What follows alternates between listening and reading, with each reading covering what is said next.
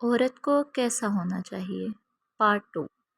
مجھے طیش آیا ہونا تم کسی بہت بڑے باپ کی بیٹی کہ تمہیں پورے مہینے کا راشن اور خرچ چاہیے۔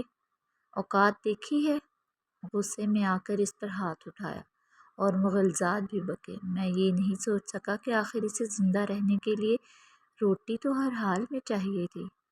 وہ جسمانی اعتبار سے کافی کمزور تھی، مار برداشت نہیں کر سکتی تھی۔ پشیمانی تھی یا کیا، وہ 2 دن تک بستر پر پڑی رہی۔ مجھے اس کی بھی کوئی پرواہ نہیں تھی۔ پھر اس نے گھر میں ہی سینہ پرونا شروع کر دیا۔ ہاتھ کا ہنر اس کے کام آیا۔ یوں اس کی روٹی کا انتظام ہو گیا اور میں یہ سوچ کر پہلے سے بھی بے پرواہ ہو گیا۔ ایک روز ایک ہمسائے نے مجھے روک کر کہا، دن میں جب آپ گھر نہیں ہوتے تو آپ کے گھر سے باتوں کی آوازیں آتی ہیں۔ میرے سوا میری غیر موجودگی میں کون آتا تھا جس سے وہ اتنی آواز میں باتیں کرتی تھی؟ غصہ حد سے سوا تھا۔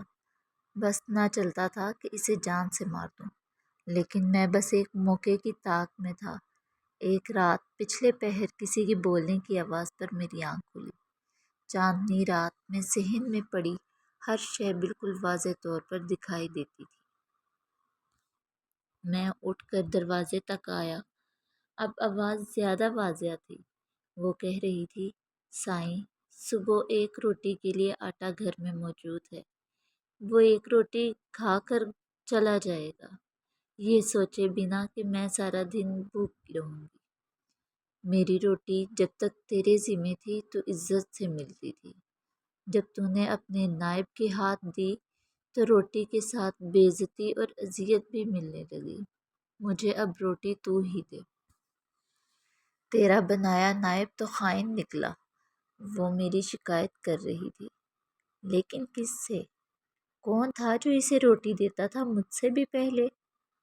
میں نے باہر آ کر دیکھا، وہ صحن کے بیچ چارپائی پر بیٹھی خود سے باتیں کر رہی تھی۔ وہاں کوئی بھی نہ تھا۔ میرے پیروں تلے سے زمین نکل گئی۔ وہ خدا سے میری شکایت کر رہی تھی۔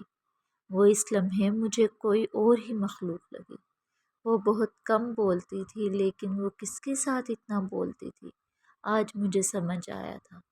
وہ تو بہت بڑے باپ کی بیٹی تھی۔ کیسی عورت تھی جو افلاس کے ہوتے بھی خدا شناس تھی۔